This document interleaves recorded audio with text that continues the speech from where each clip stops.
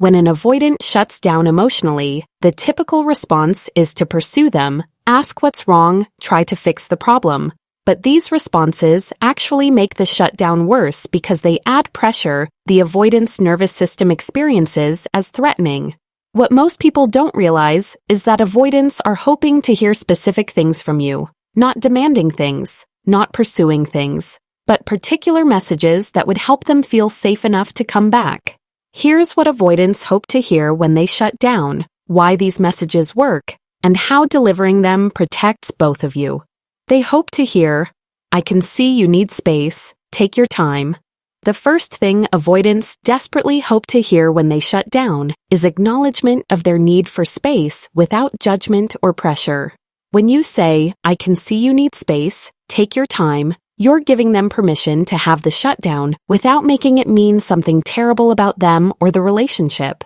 This permission is what their nervous system needs to begin regulating rather than spiraling further into defense. The power of this message is that it removes the pressure that's contributing to the shutdown. Avoidants shut down partly because they're overwhelmed and partly because they fear the consequences of being overwhelmed. They're worried you'll be angry, hurt, demanding, or will leave because they can't be present right now. But when you acknowledge their need for space calmly, you remove those fears and allow them to focus on regulating rather than defending against your reaction. This message also communicates that you understand them, which is deeply validating for avoidants who often feel fundamentally misunderstood. Most people respond to avoidant shutdown with hurt or anger or pursuit, which confirms the avoidant's belief that no one understands their need for space. But when you respond with calm acknowledgement, you show them you get it, and that understanding creates safety that can eventually allow them to reconnect.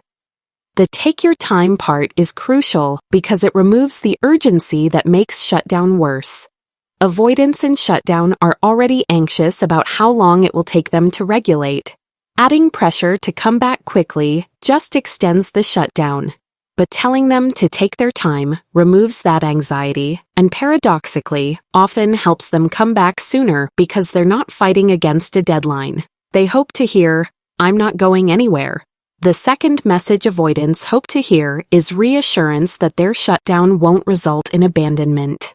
When you say, "I'm not going anywhere," you're addressing the core abandonment fear that's underneath all avoidant patterns. Despite their defended exterior, avoidants are terrified of being left, and shutdown makes them vulnerable to that fear because they know shutting down pushes people away. This reassurance is powerful because it removes the fear component of the shutdown. When avoidants are shutting down while also panicking that you'll leave because of it, they can't regulate. But when you reassure them you're staying, they can stop managing abandonment anxiety and focus on coming back to regulation. The fear that you'll leave is often what keeps them shut down longer than the original trigger would have. The message also needs to be delivered without resentment or martyrdom. Saying, "I'm not going anywhere," with a sigh or with implication that you're suffering by staying doesn't help. It needs to be genuine reassurance that you're choosing to stay because you want to, not because you're trapped or being noble. Avoidance can sense the difference, and only genuine reassurance actually creates safety. This reassurance is also something avoidants rarely received when they needed it as children. Their shutdown as adults is often a replay of childhood shutdown that resulted in emotional abandonment. Hearing that you're not leaving when they're in this vulnerable state is corrective and can begin to heal the original wound if it happens consistently over time. They hope to hear, "This doesn't change how I feel about you." The third message avoidants hope for is confirmation that their shutdown doesn't change your feelings or perception of them. When you say, "This doesn't change how I feel about you," you're addressing the deep shame avoidants feel about their patterns. They know shutting down isn't ideal. They know it hurts you. They're already judging themselves harshly. Hearing that you still see them positively despite the shutdown is profoundly relieving. This message works because shame is one of the main things keeping avoidants in shutdown. They're ashamed of needing space, ashamed of not being able to talk about feelings, ashamed of their patterns. This shame creates a spiral where shutdown triggers shame, which deepens shutdown. But when you remove the shame by confirming your feelings haven't changed, you interrupt that spiral and create possibility for them to come back. The reassurance about your feelings also addresses the avoidant's core belief that they're fundamentally unlovable or too broken to be in relationship.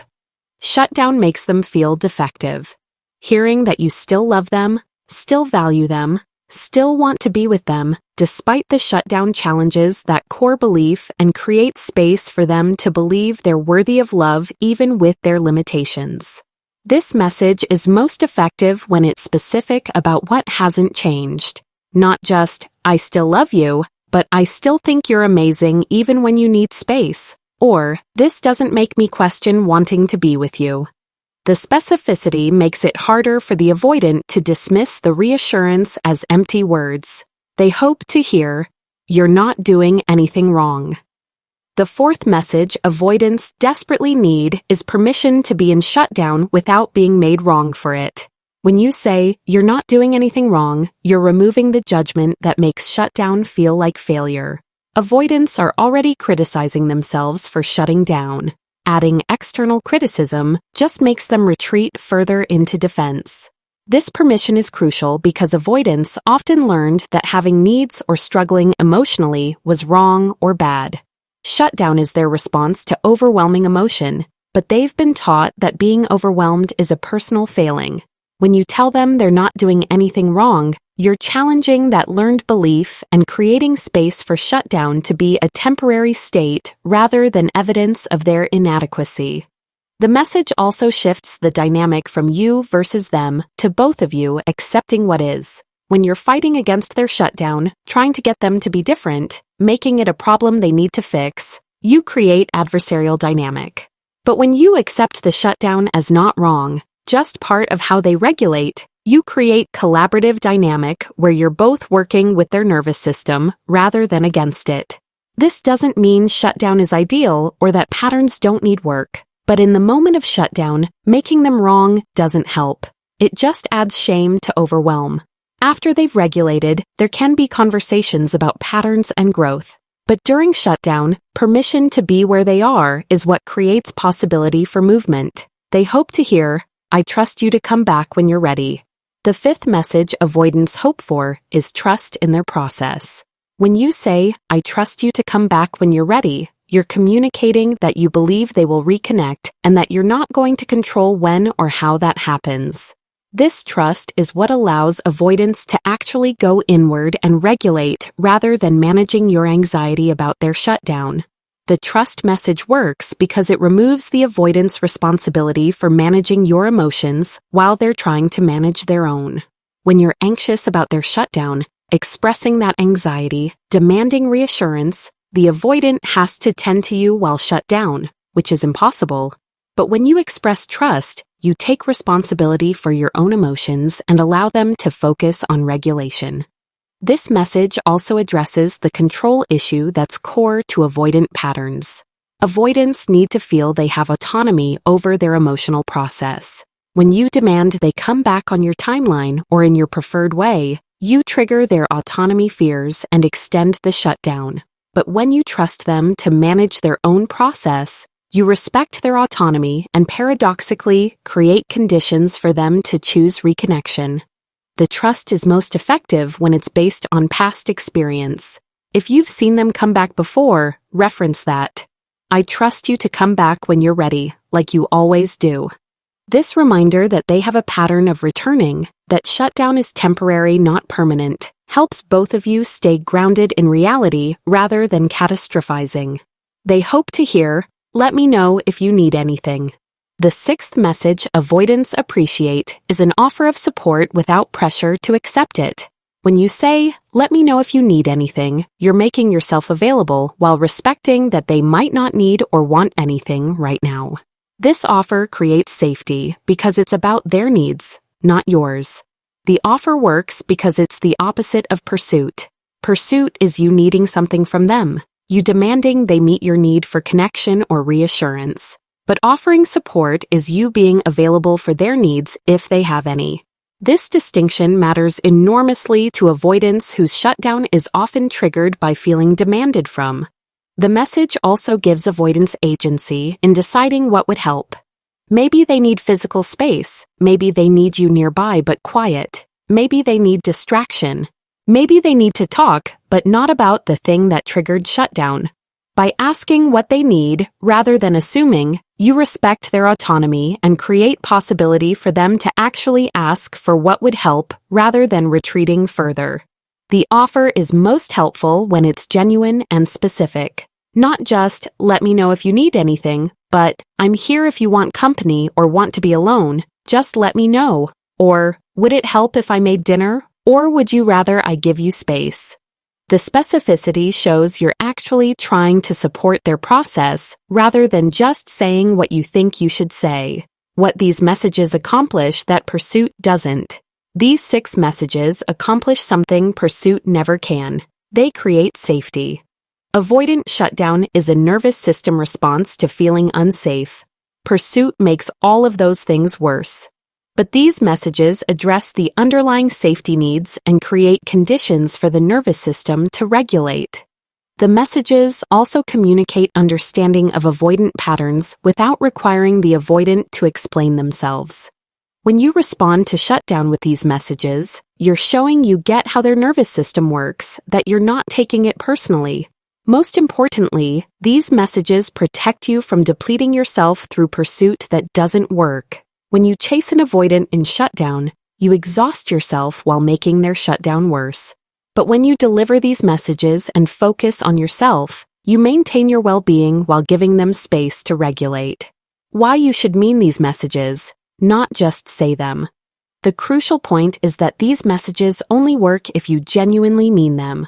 Avoidance can sense when you're saying words you don't believe. If you say, take your time, but you're actually anxious and waiting impatiently, the avoidant will feel that energy and won't be able to relax. Genuinely meaning these messages requires you to work on your own anxiety about avoidant shutdown. You need to trust that shutdown is temporary, that it's not about you, that the avoidant will come back. You need to be able to self-soothe rather than needing the avoidant to soothe you. If you can't genuinely mean these messages, that's information. It might mean this relationship isn't right for you. It might mean you need to work on your own attachment patterns, but it definitely means you shouldn't say these things without meaning them. The alternative if these messages don't feel right. If offering these messages feels like you're accommodating dysfunction rather than supporting a partner, you need to reconsider the relationship. There's a difference between understanding avoidant patterns and accepting treatment that doesn't meet your needs. These messages are appropriate when the avoidant is working on their patterns, when shutdown happens, occasionally not constantly, when the avoidant comes back and reconnects after regulating. But if shutdown is the primary mode, if the avoidant never does repair work, these messages won't fix that. You also need to assess whether you're getting enough in the relationship to make supporting shutdown worthwhile. If the relationship meets your needs most of the time, then navigating occasional shutdown makes sense. But if shutdown is constant and you're mostly managing their patterns, you deserve better. How to deliver these messages effectively. The delivery of these messages matters as much as the content. Tone is crucial. These need to be delivered in a calm, warm, matter-of-fact tone, not frustrated. The avoidance nervous system is highly attuned to emotional subtext. Timing also matters. These messages are most effective when delivered early in the shutdown, before the avoidant has fully retreated. The delivery should also be brief. Keep it simple and clear.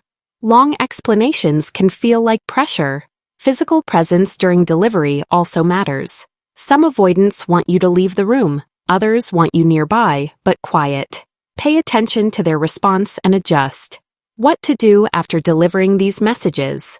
After you've delivered these messages to the avoidant in shutdown, the most important thing you can do is actually follow through by giving them space and tending to yourself.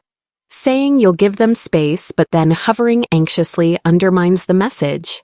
The avoidant needs to feel that you meant what you said, and the only way to demonstrate that is through your actions after the words. Tending to yourself during their shutdown is crucial for several reasons. First, it keeps you from depleting your own emotional resources waiting for them to come back. Second, it models healthy self-care that the avoidant may eventually learn from. Third, it prevents you from building resentment about accommodating their shutdown. When you use their shutdown time to do things that nourish you, you're less likely to feel like their patterns are costing you everything. Self-care during their shutdown might include calling a friend, engaging in a hobby, going for a walk, watching something you enjoy, working on a project. Whatever helps you regulate your own nervous system and reminds you that you're okay even when the avoidant is shut down. This self-sufficiency is attractive to avoidants and also necessary for your own well-being. You should also resist the urge to check on them constantly. One message offering these reassurances is helpful. Multiple messages checking in, asking if they're okay, trying to gauge when they'll be back is pursuit. Trust that they heard you and give them the space you said you'd give them. When the avoidant comes back from shutdown. When the avoidant does come back from shutdown, how you respond matters for future shutdowns. The ideal response is to welcome them back warmly without making a big deal of the shutdown or demanding explanations. A simple, glad you're back, or feeling better, allows reconnection without adding pressure or shame about the shutdown. This is also not the time for a heavy conversation about their patterns unless they initiate it. Right after coming out of shutdown, the avoidance nervous system is still fragile. Jumping into difficult conversations about why they shut down or what they need to change will likely trigger another shutdown. There's a time for those conversations, but immediately after regulation isn't it. What you can do is acknowledge your appreciation if their shutdown was handled well, if they communicated that they needed space, if they came back and initiated reconnection, if they showed awareness of the impact on you, acknowledge those things. Positive reinforcement of healthy behaviors helps encourage more of them. Over time, if shutdown becomes a pattern, there should be conversations about it during calm, connected times. Not in the immediate aftermath of shutdown, but when you're both regulated and can talk productively. The avoidant may be willing to work on recognizing shutdown earlier, communicating needs better, or doing therapeutic work to reduce frequency. But those conversations need to happen from a place of connection, not criticism. The difference between supporting shutdown and enabling avoidance. There's a fine line between supportively responding to occasional shutdown and enabling chronic emotional unavailability. Supporting shutdown means responding to temporary overwhelm with the messages described, giving space, and welcoming reconnection. Enabling avoidance means accepting shutdown as the primary relationship dynamic and never addressing patterns. Supporting shutdown is appropriate when the avoidant is generally present and engaged. When shutdown happens in response to specific triggers, not constantly, when the avoidant takes responsibility for patterns and works on them. In these cases, responding supportively to shutdown helps both partners navigate a challenging but workable pattern. Enabling avoidance is what happens when you're constantly managing shutdown, when the avoidant is more often shut down than present, when there's no work being done to change patterns, when your needs are perpetually unmet because of shutdown. In these cases, offering these messages isn't supporting your partner. It's accommodating dysfunction at your own expense. The distinction requires honest assessment. Are you supporting a partner through difficult moments while having a generally connected relationship? Or are you making excuses for someone who's chronically unavailable and calling it understanding their attachment style? Only you can answer that, but the answer determines whether these messages are helpful support or whether they're helping you stay in a relationship that doesn't serve you. Why these messages work better than what most people try. Most people respond to avoidant shutdown with pursuit, questions, emotional intensity, or criticism. What's wrong? Talk to me. Why are you being like this? You always do this. These responses are natural, but they make shutdown worse because they add pressure to an already overwhelmed nervous system. These messages work better because they do the opposite. Instead of pursuing, they give space. Instead of demanding, they offer. Instead of criticizing, they reassure. Instead of pressure, they create permission. This opposite approach is what the avoidance nervous system actually needs to regulate rather than defend further. The messages also work because they address the fears underneath shutdown rather than just the surface behavior. Shutdown isn't really about needing physical space. It's about fear of engulfment, fear of abandonment, fear of being wrong or defective. These messages speak directly to those fears with reassurance, which creates safety that pursuit never could. Most importantly, these messages work because they're actually true for healthy relationship. Partners should be able to take space when overwhelmed. They should trust each other to return. They should feel loved during difficult moments. Offering these messages isn't just managing avoidant patterns. It's being a good partner to someone who's struggling, which is what relationship should involve. When to walk away instead of offering these messages. There are situations where offering these messages is the wrong response and walking away is the right one. If the avoidant is using shutdown as manipulation, if they shut down every time you try to address legitimate relationship issues, if shutdown is how they avoid accountability, these supportive messages just enable bad behavior. You should also walk away if you're constantly in pain from the avoidance shutdown patterns, if your needs are never met because of their unavailability, if you're losing yourself trying to accommodate their limitations. No message you can offer will fix fundamental incompatibility or chronic emotional unavailability. The decision to walk away instead of supporting shutdown is valid and often necessary. You're not required to understand avoidant patterns. You're not obligated to respond perfectly to shutdown. You're allowed to need more consistent presence and availability than an avoidant can provide. Choosing yourself over managing someone else's nervous system is not only acceptable, it's essential for your well-being. If you do choose to offer these messages and support avoidant shutdown, do it from a place of genuine care and capacity, not from fear of loss or hope that your understanding will change them. The messages are tools for navigating avoidant patterns in a relationship that's otherwise working.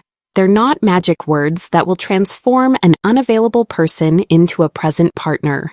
Use them wisely and only when they serve both you and the relationship, not when they're just helping you stay in something that's hurting you.